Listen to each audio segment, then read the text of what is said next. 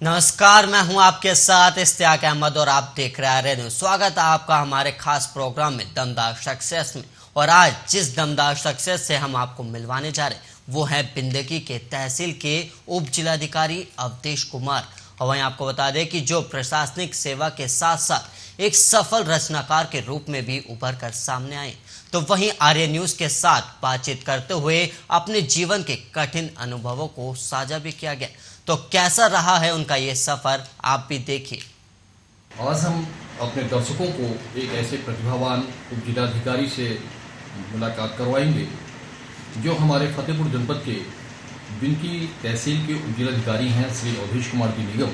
उनके बारे में अगर कहा जाए तो सबसे बड़ी बात आती है कि वो एक तो मृदुभाषी हैं। मृदुभाषी होने के साथ में प्रशासनिक पद पे आने के बाद उनके चौखट पर अगर कोई भी व्यक्ति अपनी फरियाद देकर आता है तो उसको बहुत तन्मयता के साथ सुनते हैं। तो आज हम उनसे बात करेंगे। आर्या न्यूज़ की टीम हमारे साथ भी मौजूद है और हम बात करेंगे कि आखिरकार उनके व्यक्तिगत जीवन पे क्या क्या हुआ, कहाँ के रहने वाले हैं, बहुत सारी ऐसी चीज़ें हैं तो उनसे हम जानकारी करते हैं। नमस्कार। हम आपसे जानेंगे कि आप बिंदगी तहसील के उप जिलाधिकारी हैं और हम सबसे पहले तो आपसे ये जानेंगे कि आप कहाँ के रहने वाले हैं, आपका पूरा परिचय। देखिए त्रिपाठी जी, मेरा नाम अवधेश कुमार निगम है। प्यार से मुझे लोग राजू कहते हैं और डिस्ट्रिक्ट जालौन में पहुँच कर रहने वाला हूँ। और मेरे पिताजी श्री गोविंद नारायण निगम जो वहाँ पर SRP ट्रिपल है वहाँ प्रवक्ता पद से रिटायर हुए हैं। मेरी माँ होम मेकर है। घर हम लोगों को बड़ा ही बहुत बड़ा योगदान है। 2 भाई 2 बहनें हैं। और यहाँ पर आपके बिल्कुल में कुछ देर में साथ आते हैं। कौन से यहाँ पर कर सकता है। आपने बताया कि जालौन जिला के कोंच से मैं बिलोंग करता हूँ और शिक्षा दीक्षा आपकी कहाँ से हुई, इसके बारे में भी आप बताएं। मैंने अपना जो इंटरमीडिएट है वो अपने कोच से ही SRP इंटर कॉलेज में कक्षा 10 तक पढ़ा हूँ। उसके बाद 12 तक मैं वहाँ अमरचंद महेश इंटर कॉलेज है पहुँच में हूँ, वहाँ पर पढ़ा हूँ। उसके बाद हम लोग पढ़ने के लिए इलाहाबाद यूनिवर्सिटी चले गए हैं। वहाँ से मैंने BA किया हुआ है और MA पॉलिटिकल साइंस से मैंने MA किया है और LLB मैंने बुंदेलखंड में। निगम जी, आपने अपनी शिक्षा दीक्षा के बारे में बताया और हम और जानना चाहेंगे कि आखिरकार आप इस प्रशासनिक पद पर कब। इसका तो मैं बहुत बड़ा श्रेय अपने इलाहाबाद को देता हूँ। और आप जैसे जानते हैं कि इलाहाबाद हम लोगों के लिए गंगा जमुना सरस्वती है, उसी तरह से वहाँ पर कैरियर बनाना एक आपका करेक्टर बनाना है। केवल कैरियर ही नहीं बनता है, मैं तो मानता हूँ इलाहाबाद में करेक्टर भी बनता है।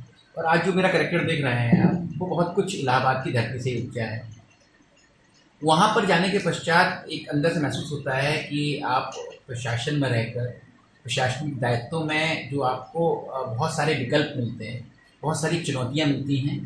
और अगर आपके अंदर संवेदनशीलता है तो निश्चित रूप से आपको कार्य करने के बहुत सारे अवसर मिलते हैं।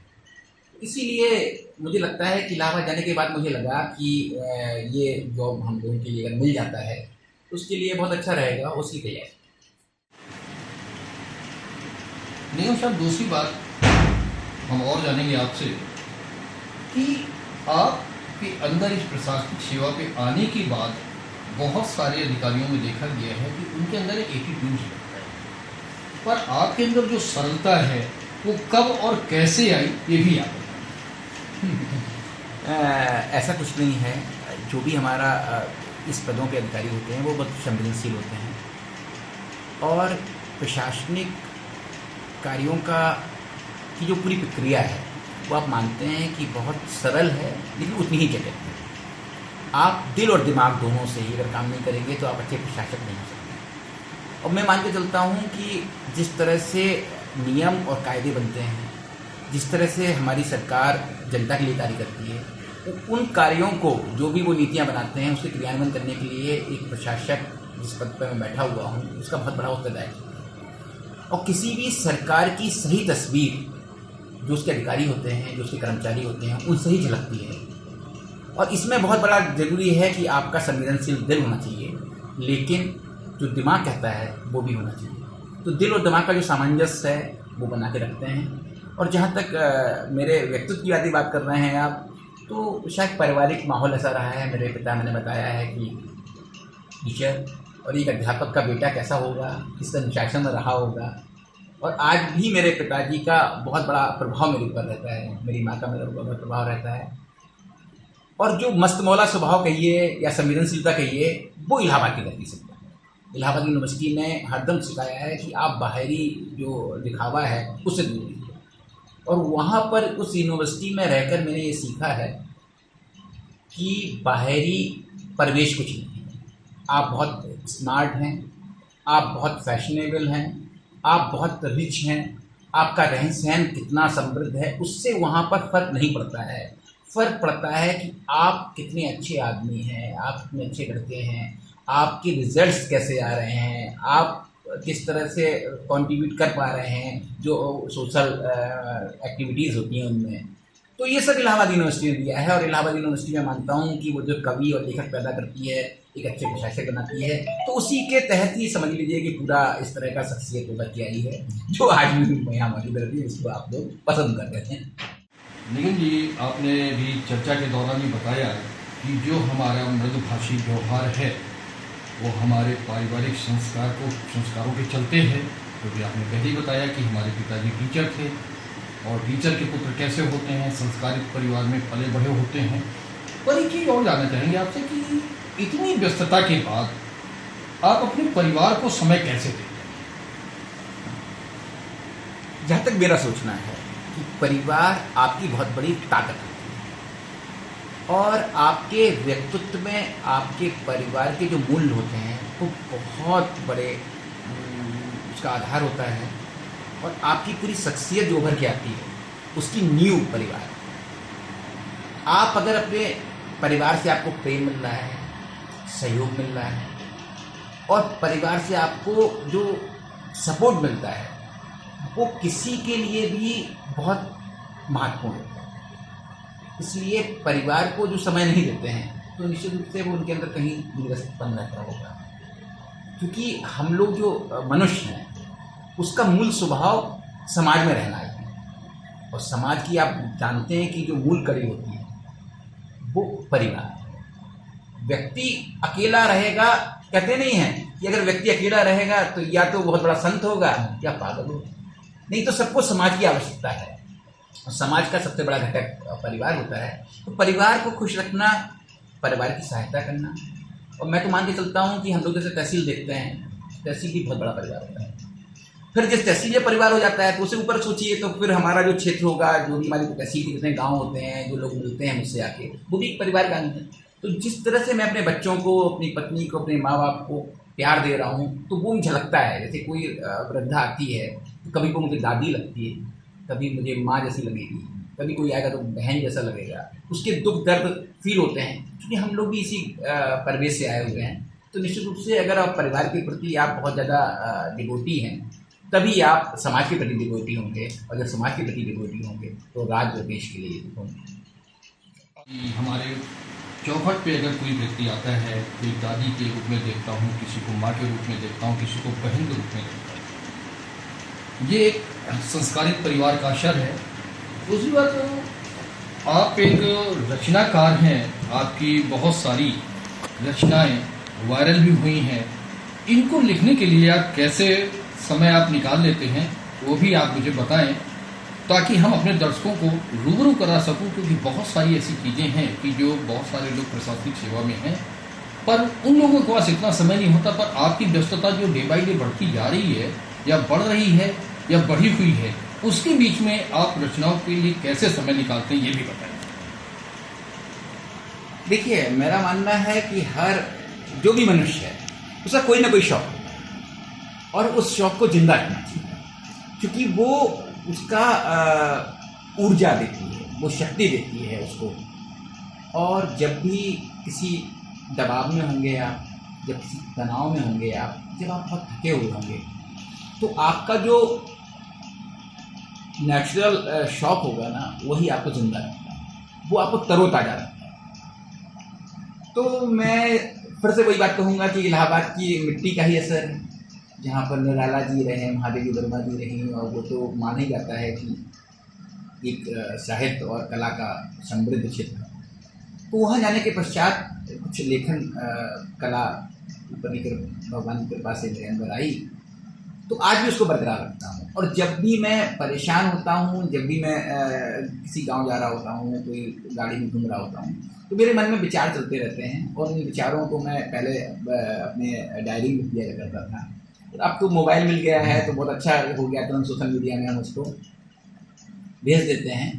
तो रचना तो हमारी मानते हैं आत्मा है और मेरी शक्ति है, और कह लीजिए कि देश कुमार निगम राजू के नाम से जो लिखता हूँ, तो वो मेरी बहुत बड़ा इस तरह का है कि मुझे ताकत मिलती है। तो जो मन के भाव होते हैं वो प्रकट कर देता हूँ, और ख़ासतौर से मैं जब देखता हूँ अपने हमारे यहाँ तहसील में क्या हो रहा है, कोई आया उसने कोई संस्मरण सुनाया, तो उसकी जब बात मैं सोचता रहता हूँ तो वो भी कुछ विचार आते हैं, तो उसको भी लिपिबद्ध कर लेता हूँ। तो वही है रचना का। हम आपसे, आपके हाथ में एक बुक्स है जो आपकी ही स्वरचित है, और हमने आपकी कहीं एक कविता सुनी थी माँ। हम ये चाहेंगे कि हमारे दर्शकों को आपकी जो फेवरेट कविता हो उसको जरूर सुनाइए आप।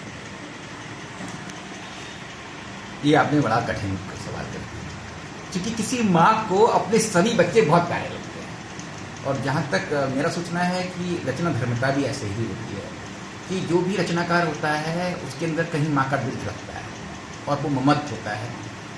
तो जहाँ तक मैंने आज तक जितनी रचनाएं लिखी होंगी, मुझे तो लगता है कि हर रचना बहुत अच्छी है मेरी।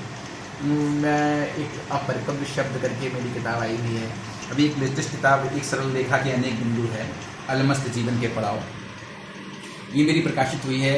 ये कलकत्ता के प्रकाशक हैं, उन्होंने ये की है। इसमें मैंने बुंदेलखंड का रहने वाला हूँ, तो बुंदेलखंडी भी कविताएँ मैंने लिखी हुई हैं। जैसे कि मेरी बहुत जब प्रचलित हुई है मेरी कविता बुंदेलखंडी में, उसमें एक चीज़ आती है कि कोई व्यक्ति जब शहर जाता है, जैसे हम कंपटीशन देने जाते थे तो कई लोग सफल हो गए हैं, लेकिन कुछ लोग असफल होकर जब वापस लौटते हैं उनकी क्या पोजीशन होती है। उसमें है कि शहर से आओ करके धंधा, हाथ में लेके झोला डंडा, और खपरेलन की साकर खोली, देखिए अंदर कंडे कंडा।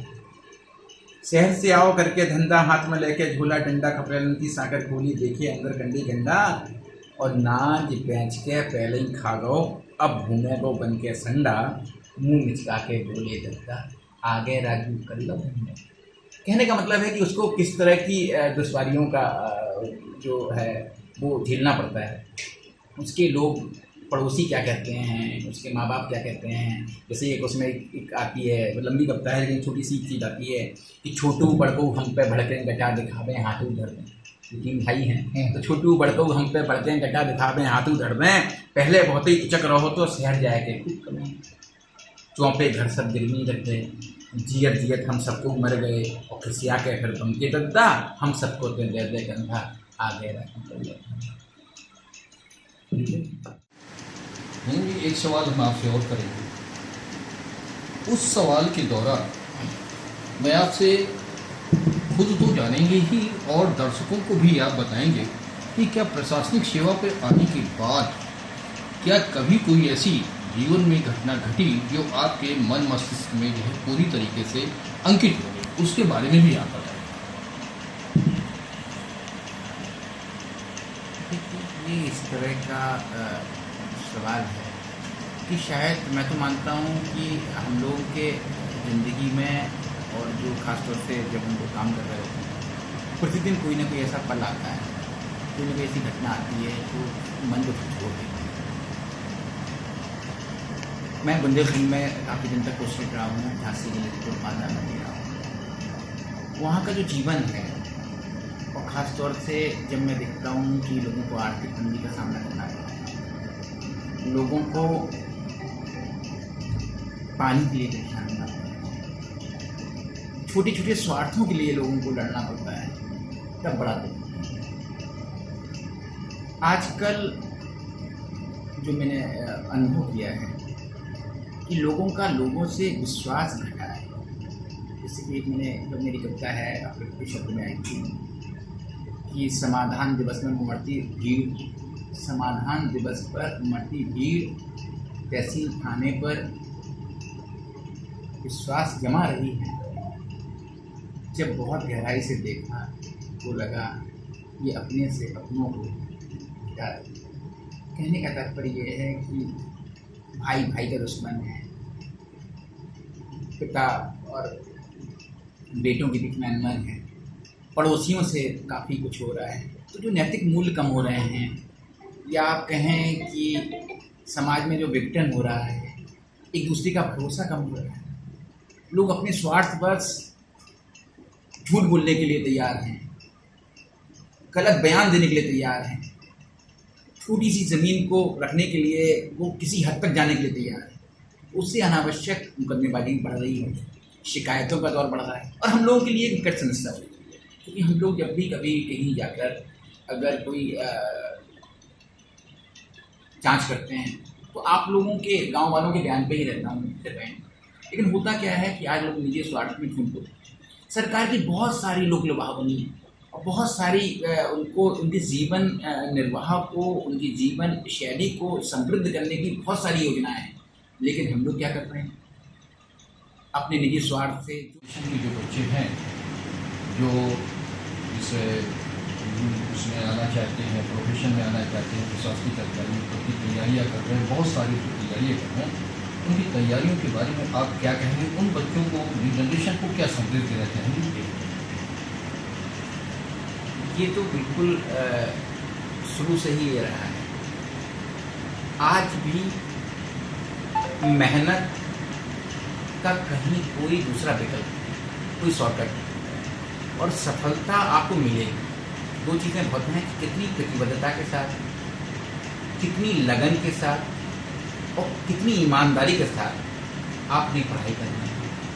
आप जिस चीज़ में जाना चाहते हैं, मैं नए लोगों, सब लोगों से कहना चाहता हूँ, वो आपको लक्ष्य तय कर लेना चाहिए, उस लक्ष्य के अनुरूप अपनी रणनीति बनाना चाहिए। पहले तो अपने आप को तौल लेना चाहिए कि जो लक्ष्य आपने निर्धारित किया है वो लक्ष्य आपको सूट करता है कि नहीं करता है, आपके व्यक्तित्व को, आपकी बुद्धि को, आपके जो धैर्य है आपके अंदर उसको, आपकी प्रतिभा को वो सूट करता है कि नहीं करता है। आप वो धैर्य तैयार कर लीजिए, उस धैर्य के साथ रणनीति बनाकर आप आगे बढ़ते रहिएगा।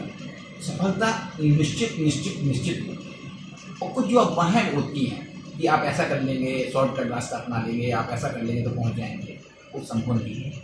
IAS PCS का पूरा तैयारी करके आप अगर जाते हैं तो निश्चित रूप से ये जॉब बहुत ही अच्छा है। इसमें आपको चुनौतियाँ तो हैं, लेकिन आपको बहुत सारे अच्छे कार्य करने के लिए अवसर भी मिलते हैं, और अपनी विचार का आप सही से उपयोग कर सकते हैं और समाज के पास काफ़ी आगे ले सकते हैं। निगम जी, आर्या न्यूज़ की टीम को आप क्या कहना चाहेंगे? मैं तो पहले जी आर्या न्यूज़ की पूरी टीम को थैंक यू बोलना चाहता हूँ कि आज मुझे अपनी बात रखने का आपने अवसर दिया, एक प्लेटफॉर्म दिया। बहुत सारी बातें ऐसी की हैं जो सच में अब इस तरह का जो माहौल है और जिस तरह का हम काम कर रहे हैं उसमें समय ही नहीं मिलता है।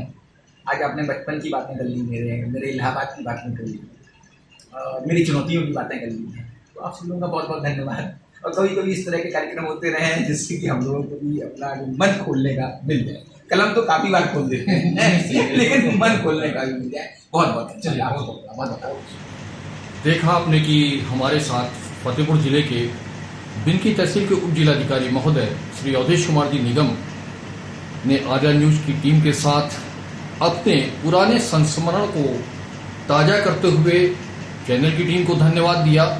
उन्होंने काफ़ी मुद्दों पर खुलकर बातचीत की। उन्होंने न्यू जनरेशन के लिए भी संदेश दिया।